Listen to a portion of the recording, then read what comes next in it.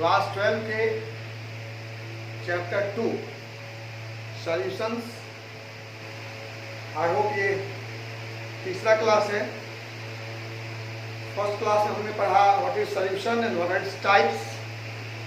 Second class में पढ़ा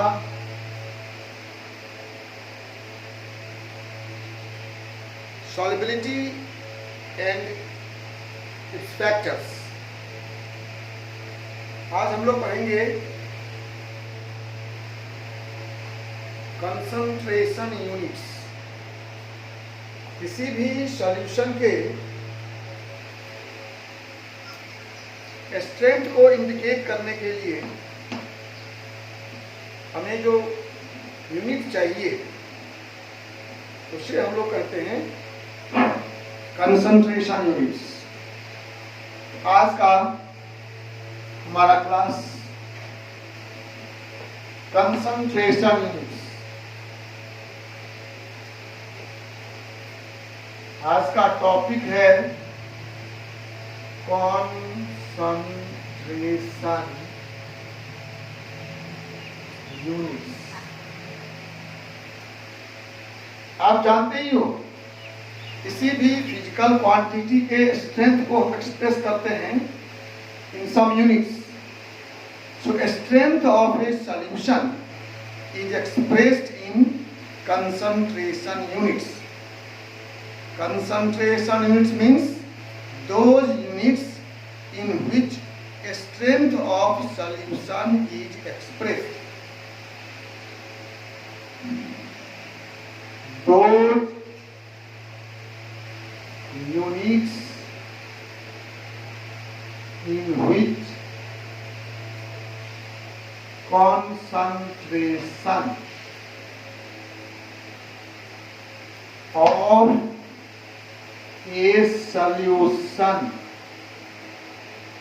is expressed.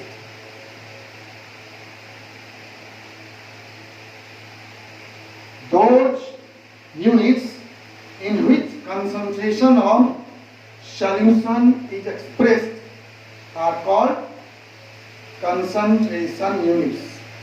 ये concentration units कितने होते हैं? सबसे पहला तो सबसे कॉमन है, आप जानते होंगे, परसेंटेज। किसी भी फिजिकल क्वांटिटी को सबसे आसानी से हम लोग एक्सप्रेस कर सकते हैं परसेंटेज में, परसेंटेज। दूसरा है मोलैरिटी। तीसरा है फॉर्मेलिटी। चौथा है मोलैरिटी। पांचवा है नॉर्मेलिटी। छठा है मोल फ्रैक्शन। सातवां है मास फ्रैक्शन। आठवां है पीपीएम, पार्ट्स पर मिलियन, इसको शॉर्ट में पीपीएम। परसेंटेज का भी पहचान जानते ही आप, ऐसे लिखते हैं परसेंटेज। मोलैरिटी को हम लोग कैपिटल एम से लिखते हैं, फॉर्मेलिटी को कैपिटल एफ से लिखते हैं, molarity small M, normality capital M, mole fraction को काई, मास फ्रैक्शन को भी काई एम, और पीपीएम को पीपीएम ही लिखते हैं।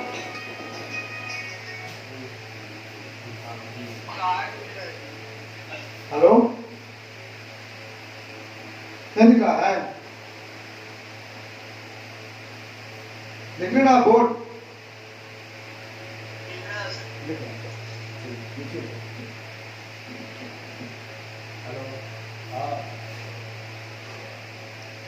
These are the concentration units: percentage, molarity, formality, molality, normality, mole fraction, mass fraction, and parts per million। इतने units में हम सॉल्यूशन के कंसंट्रेशन को एक्सप्रेस करेंगे। हम पहला से स्टार्ट करते हैं। परसेंटेज तो आप समझ गए होंगे कि 100 यूनिट सॉल्यूशन में कितना यूनिट सॉल्यूट है। तो परसेंटेज 3 टाइप का हो जाएगा। मास इन मास, मतलब 100 ग्राम सॉल्यूशन में कितना ग्राम सॉल्यूट है। Mass by volume, 100 volume solution में कितना ग्राम सॉल्यूट है।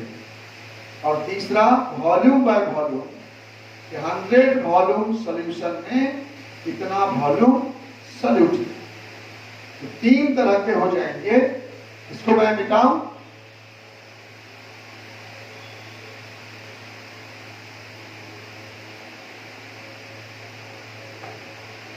तो परसेंटेज का हुआ, परसेंटेज हुआ amount of solute in 100 amount of solution.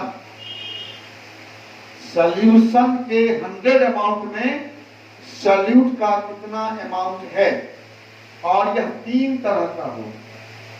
Percentage W by W, percentage W by V और percentage W V by V। इसको लोग सीधे मास परसेंट भी कहते हैं। Mass percent, percentage W by W मतलब mass of solute in gram present in 100 gram solution. 100 gram. अब ये जो ग्राम की बात है ये आपका ऑप्शनल है। आप 100 केजी में कितना केजी है तो भी ले सकते हैं। 100 मिलीग्राम में कितना मिलीग्राम है वो ले सकते हैं। लेकिन नॉर्मली जो यूज करते हैं हम लोग वो है ग्राम, इसलिए हम लोग नॉर्मल लिखते हैं। जब कभी कोई बात स्पेसिफाइड नहीं हो, इसका मतलब है standard state. In standard state we use gram. वैसे ऐसा सिस्टम तो केजी है, आप जानते ही हैं। ठीक है। तो मास of solute in gram present in 100 gram solution. 100 gram solution में अगर 5 ग्राम सॉल्यूट है तो वह 5% W बाय W। ठीक है। 5% W बाय W का मतलब 5 gram solute in 100 gram solution. Percentage W by V मतलब mass of solute in 100 volume solution. यहां भी वही बात है। आप मास लेंगे ग्राम में, किलोग्राम में, वॉल्यूम लेंगे मिलीलीटर में कि लीटर में, ये ऑप्शनल है। लेकिन जो नॉर्मली केमिस्ट्री में यूज करते हैं हम, वो करते हैं ग्राम इन 100 ml। 100 ml सॉल्यूशन में कितना ग्राम सॉल्यूट है। इसको लिखते हैं mass of solute in gram present in 100 cc। cc मतलब cm cube, centimetre cube solution. 100 cm cube solution में कितना ग्राम सॉल्यूट है। तो अगर सीधे आप कहते हो 3%, इसका मतलब लोग समझते हैं कि 100 ml में 3 ग्राम है। अगर आप दूसरा यूनिट लेते हो तो तुमको लिखना पड़ेगा 3% kg पर लीटर, kg बाय लीटर। इसका मतलब हुआ कि 3 kg 100 लीटर में। ठीक है। केमिस्ट्री में चूंकि हम छोटे छोटे एक्सपेरिमेंट करते हैं तो हम लोग स्मॉलर यूनिट्स यूज करते हैं। ये कन्वेंशन है ये रूल नहीं है, लेकिन परसेंट को समझने का तरीका है कि समझ तो जाएंगे ही ना।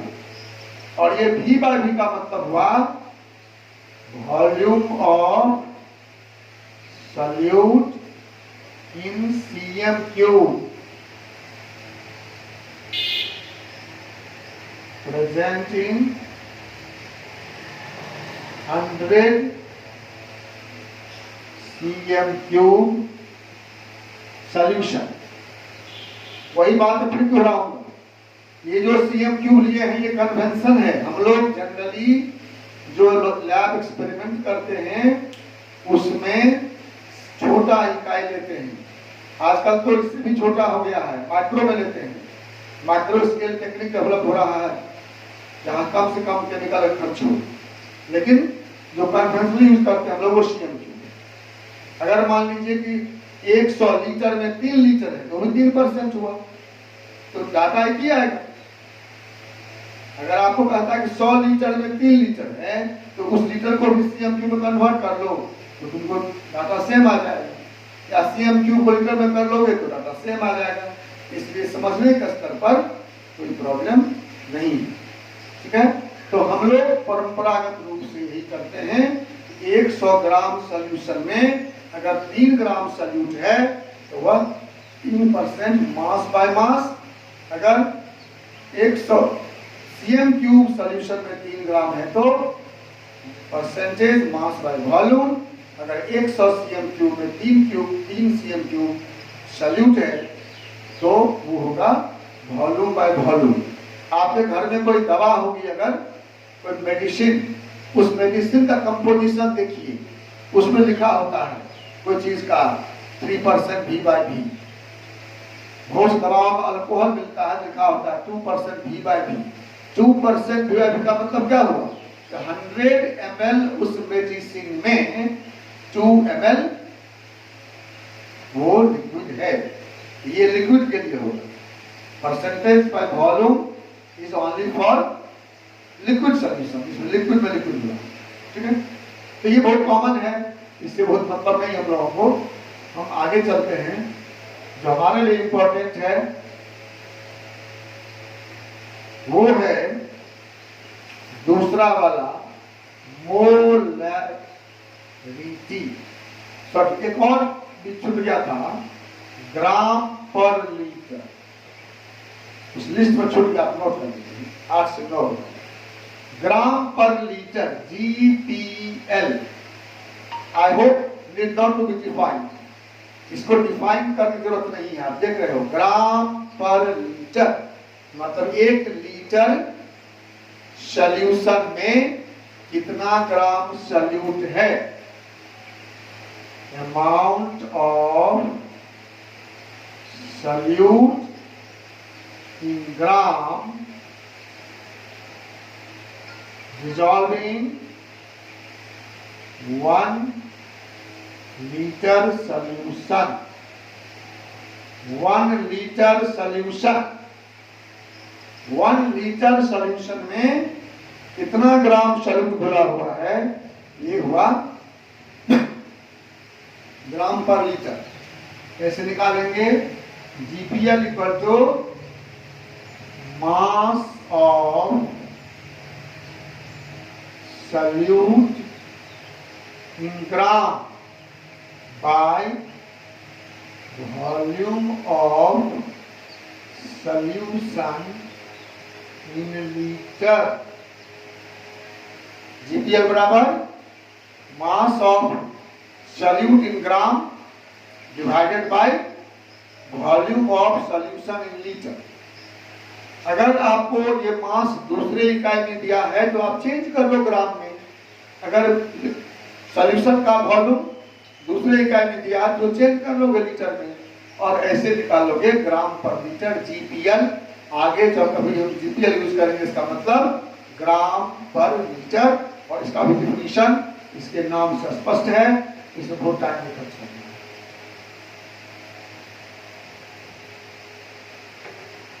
तीसरा है molarity. Molarity M capital M से इंडिकेट करते हैं। मोलैरिटी मतलब moles of solute in 1 liter solution। 1 liter solution, moles of solute per liter, moles per liter, ये एक्चुअली हुआ मोल्स पर लीटर, वो था ग्राम पर लीटर, और ये होगा मोल्स पर लीटर। ठीक है, मोल 1 लीटर सॉल्यूशन में कितना मोल सॉल्यूट घुला है, that is called molarity, number of moles of solute dissolved in 1 liter solution। इसको निकालने का 3 फॉर्मूला है। पहला है मोलैरिटी बराबर number of moles of solute divided by volume of solution in litre. Number of moles of solute divided by volume of solution in litre. अगर मोल का amount दूसरे किसी यूनिट में है उसको मोल में कन्वर्ट कर लेंगे, मोल आप क्लास 11 में पढ़े हैं। और वॉल्यूम भी अगर लीटर में नहीं है तो आप कन्वर्ट कर देंगे, या हम दूसरे यूनिट में भी इसे कन्वर्ट कर दे सकते हैं। दूसरा होता है जीपीएल, ग्राम पर litre of solute divided by molar mass, molar mass of solute, gram पर litre of solute by molar mass of solute. और तीसरा हम कर सकते हैं mass of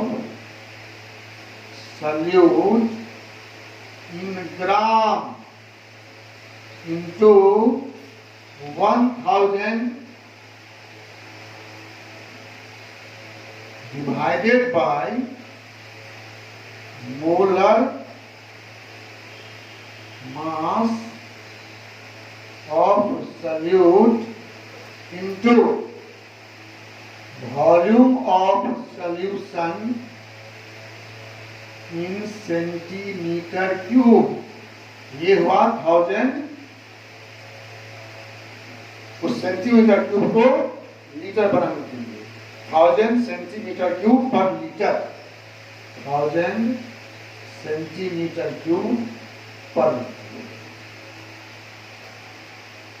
mass of solute in gram into 1000 divided by molar mass of solute into volume of solution in centimetre cube. इसको हम short में ऐसे लिखते हैं, m बराबर W2 into 1000 by M2 into V। Short form में आगे से जब हम न्यूमेरिकल बनाएंगे तो फॉर्मूला को लिखेंगे m equal to W2 into 1000 by M2 into V। आप समझ गए होंगे। यहां पर W2 क्या है, W2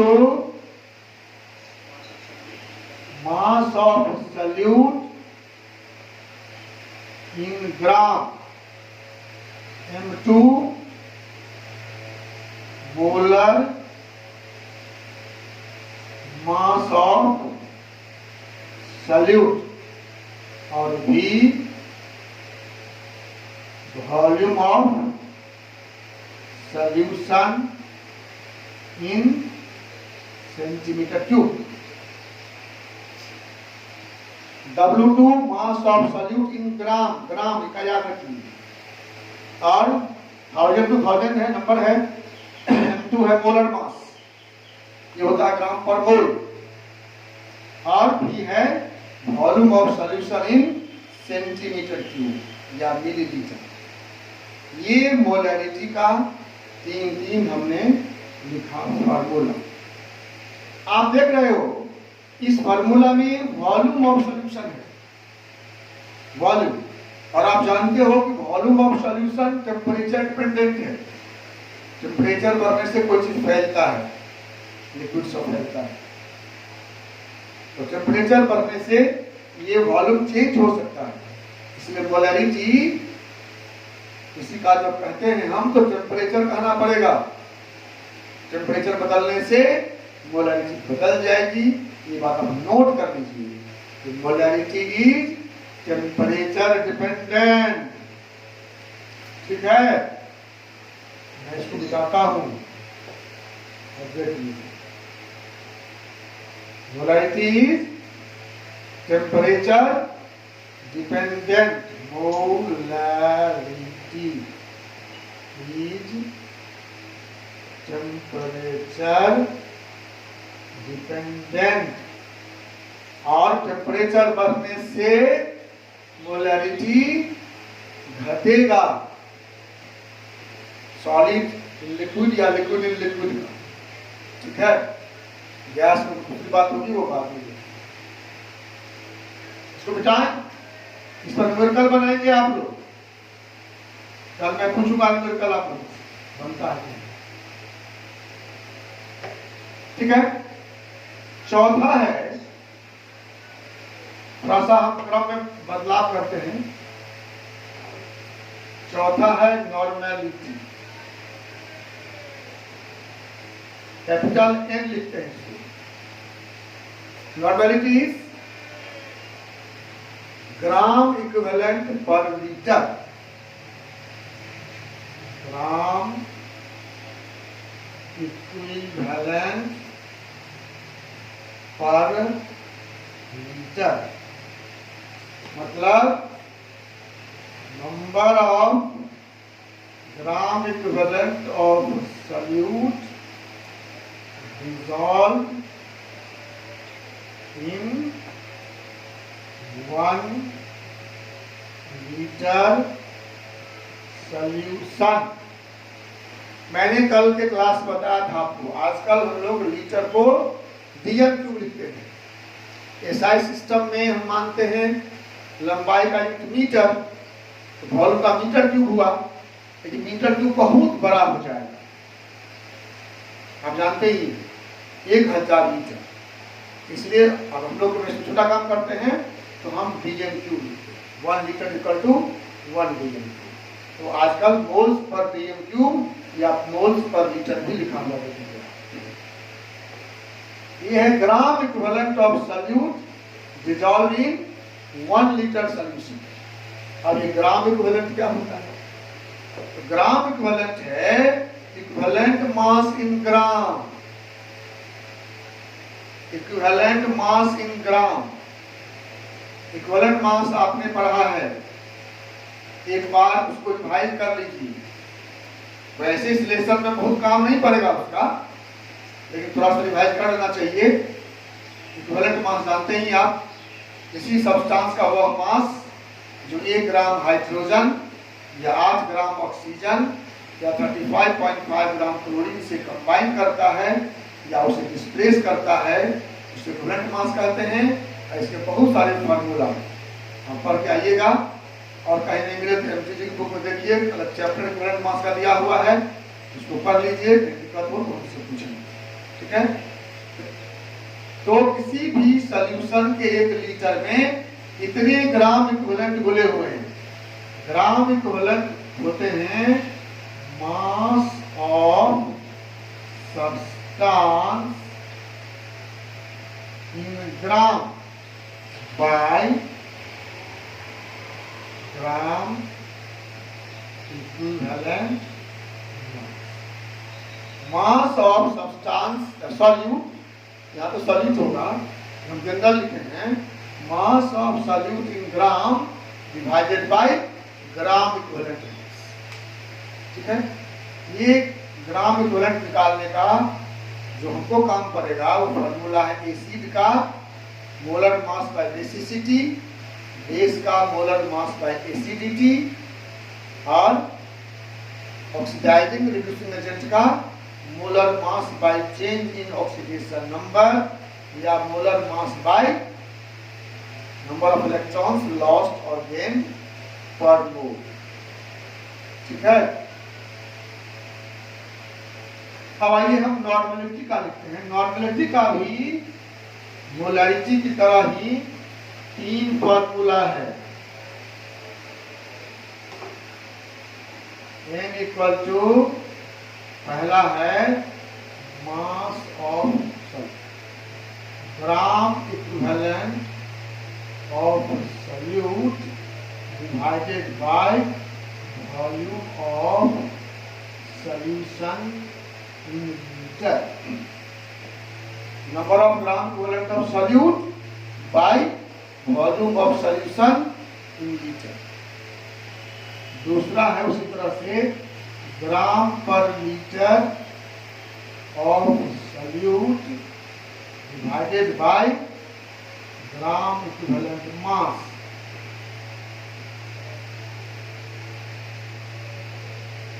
ऑफ solute, ध्यान दीजिए, मोलरिटी में था ग्राम पर litre by gram molar mass, normality में ग्राम पर litre by gram equivalent of solute.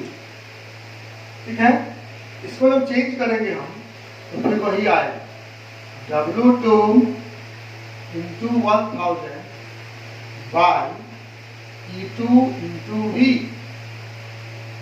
सवाल बनाएंगे हम लोग अधिकांश ऐसी फॉर्मूला पर जहां W2 क्या है, mass of solute in gram, E2 क्या है, इक्विवेलेंट मास, ग्राम इक्विवेलेंट मास किसका, सॉल्यूट, और V क्या है, volume of solution in centimetre cube या एमएल। W2 क्या है, W2 है mass of solute in gram, E2 है gram equivalent mass of solute, और V है volume of solution in centimetre cube या मिलीलीटर। ठीक है, चलो अब हम चलते हैं मोलैरिटी।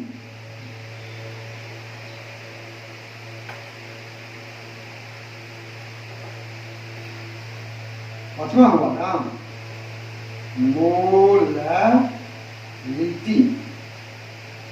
मोललता, इसको स्मॉल एम लिखते हैं। ये भी मोलैरिटी की तरह ही है, इसमें सिर्फ अंतर है कि वो था मोल्स पर लीटर, ये है मोल्स पर केजी, और दूसरा वो था पर लीटर सॉल्यूशन, ये है पर केजी सॉल्वेंट। मतलब ऐसे समझिए, 1 केजी सॉल्वेंट में, सॉल्वेंट सॉल्यूशन है, 1 केजी सॉल्वेंट में जितना मोल सॉल्यूट डिसॉल्व है वो है molarity. Number of moles of solute dissolved in 1 kg solvent। ये बात ध्यान रखना होगा, 2 चेंज है इसमें, केजी और सॉल्वेंट। 1 केजी सॉल्वेंट में जितना मोल सॉल्यूट घुला है वो है मोलैरिटी। इसको निकालने का फॉर्मूला 2 ही है, एक है mass of number of moles of solute divided by mass of solvent in KG. इस फॉर्मूला को हम डिराइव कर लेंगे, ये आ जाएगा W2 into 1000 by M2 into W1. W2 into 1000 by M2 into W1. यहाँ W2 क्या हुआ? W2 क्या हुआ? Mass of solute in gram. W1 mass of solvent in gram. और M2 क्या हुआ? मोलर मास.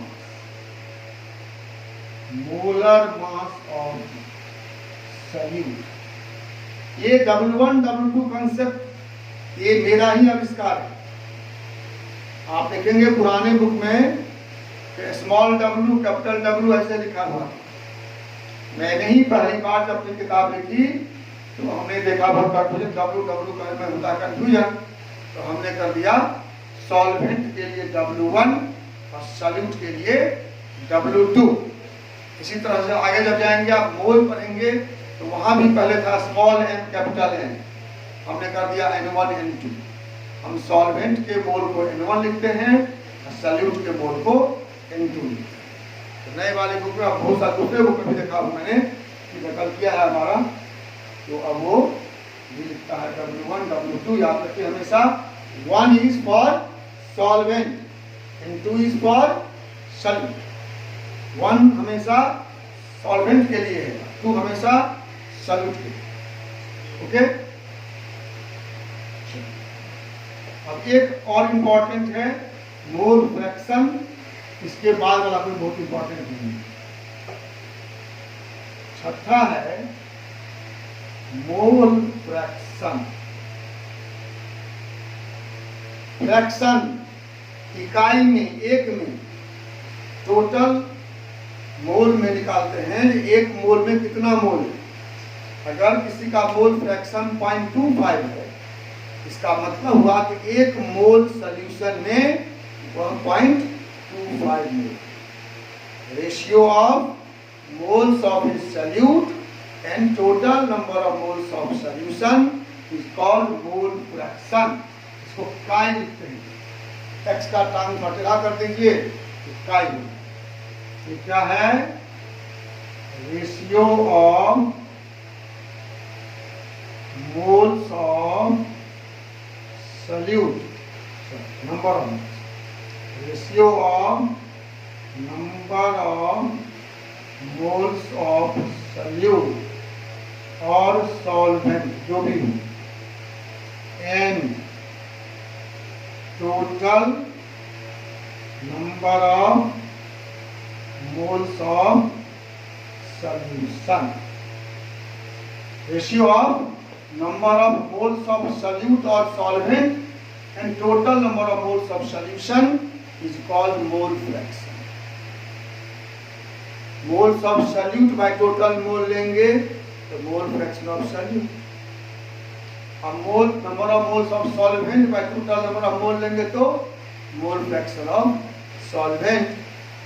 और अभी मैंने कहा कि मैं सल्यूट के लिए 2 लिखता हूं और सॉल्वेंट के लिए 1 लिखता हूं. तो मैं मान लीजिए लेट नंबर ऑफ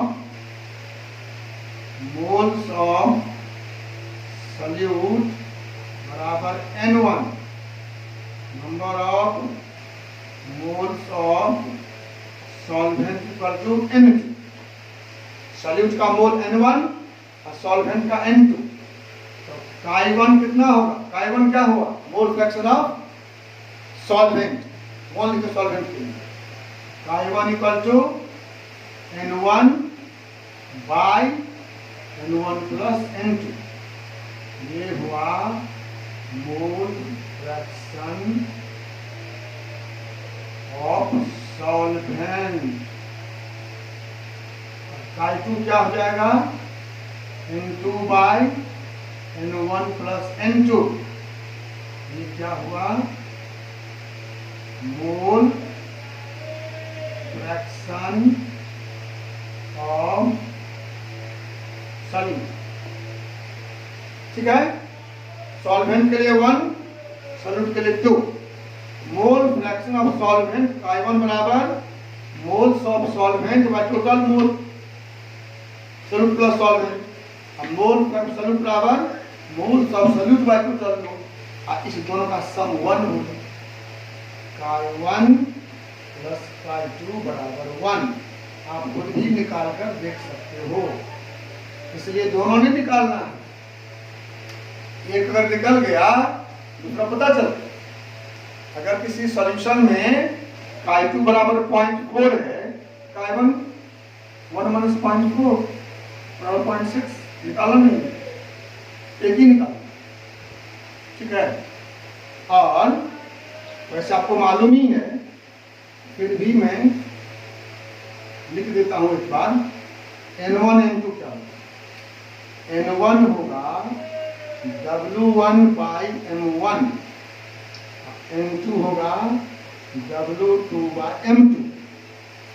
अभी कुछ देर पहले मैंने लिखा था W1 क्या होगा? मास ऑफ सॉल्वेंट, और M1 molar mass of solvent. W2 mass of solute, M2 molar mass of solute. एक बार पुनः आप लिख लीजिए W1 mass of solute, M1 molar mass of solute. W2 सब उल्टा होगा भाई, solvent no. W2 mass of solute, M2 molar. इसे जानते हैं सब बात आप लोग, फिर भी पहले देता हूं, भूल गए हैं भाई का। ये हुआ मोल फ्रैक्शन, और इस लेसन में मोल फ्रैक्शन की ही जरूरत पड़ेगी। ज्यादा से ज्यादा हम लोगों को मोल फ्रैक्शन की ही जरूरत पड़ेगी। इसलिए मोल फ्रैक्शन को और मोलैलिटी को अच्छा से पढ़कर सवाल बनाने की जरूरत है। 7वां होगा, ये 1 2 3 4 5 और 7 उल्टा पुल्टा भी हो सकता है। मास फ्रैक्शन, मास फ्रैक्शन, बस अगर मोल फ्रैक्शन समझ गए तो mass fraction. Ratio of mass of solute और solvent in total mass of solution. इसका कोई खास काम नहीं है। Ratio of mass of solute और solvent and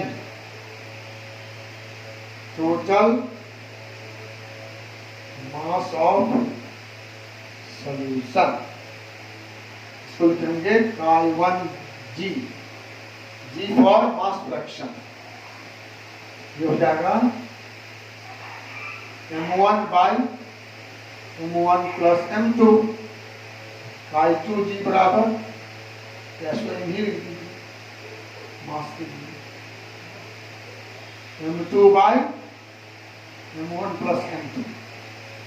mass fraction of solvent, mass of solvent का टोटल मास ऑफ सॉल्यूशन, और mass fraction of solute, mass of solute by total mass of solution. M1 क्या है? Mass of solvent.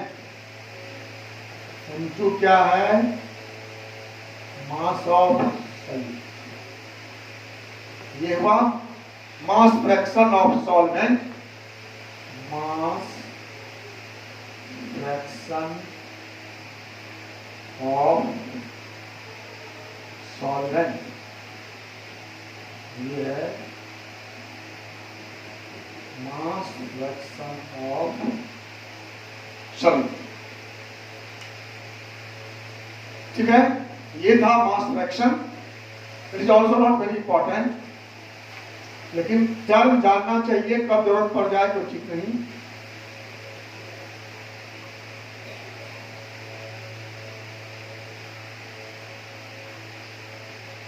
हम थोड़ा change के sequence में priority का आधार पर, इंपॉर्टेंस का आधार पर। 8वां है फॉर्मेलिटी। एक्चुअली फॉर्मेलिटी है molarity of ionic compound.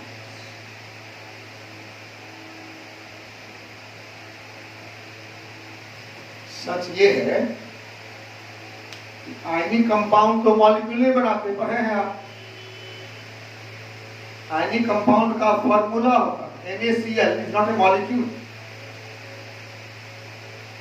NaCl का मॉलिक्यूलर मास क्या लेंगे? अब लेते हैं NaCl का मॉलिक्यूलर मास, Na का 23 या Cl 35.5 ये इसका मॉलिक्यूलर मास तो नहीं है, मॉलिक्यूल तो है ही नहीं, इसको फॉर्मूला मास। इसलिए आयनिक कंपाउंड का जो मोलैरिटी निकालते हैं हम लोग, वह रियल में फॉर्मेलिटी है, नंबर ऑफ फॉर्मूला मास पर लीटर। लेकिन आप चिंता नहीं करिए, फॉर्मेलिटी हम लोग कहीं यूज नहीं करते हैं, हम लोग हर जगह मोलैरिटी ही यूज करते हैं। ठीक है, तो ये वैसे है number of formula of solute in 1 liter solution। Number of formula mass of solute in 1 liter solution, ये इसका मतलब है। But we shall not use it, कभी भी नहीं करेंगे। नंबर है वो भी हमारे काम का नहीं है, लेकिन साइंस में काम होता है। 9th क्या है? ppm, पार्ट्स पर मिलियन। अपने केमिस्ट्री के जनरल जो काम है उसमें ppm का यूज नहीं होता। इसका यूज होता है मेनली इन्वायरमेंटल केमिस्ट्री। पानी में कोई अगर है पॉल्यूटेंट या हवा में कोई पॉल्यूटेंट है, उसका अमाउंट बहुत बहुत बहुत कम होता है, उसको हम ppm में लिखते हैं। क्योंकि आप जानते हैं शायद तो छोटे वस्तुओं के लिए छोटी इकाई होती है, बड़े वस्तुओं के लिए बड़ी इकाई। ppm छोटी इकाई, पार्ट्स पर मिलियन। नाम से स्पष्ट हो गया। 1 मिलियन, 1 मिलियन मतलब 10 पावर 6, 10 पावर 6, 10 पावर 6 लीटर में जितना ग्राम या 10 पावर 6 ग्राम में जितना ग्राम कोई पदार्थ है, उसे हम लोग कहते हैं पार्ट्स पर मिलियन। इसको 2 रूप में लिखते हैं, इन टर्म्स ऑफ वॉल्यूम या इन टर्म्स ऑफ मास। जैसे गैस कहेंगे हवा में कितना N2 है, अगर ppm कहेंगे इसका मतलब volume of nitrogen in 10 power 6 volume of air. तो ppm हुआ amount of solute in 10 power 6 unit of solution. तो ppm का 2 लिखेंगे फॉर्मूला। एक लिखेंगे मास of solute by total mass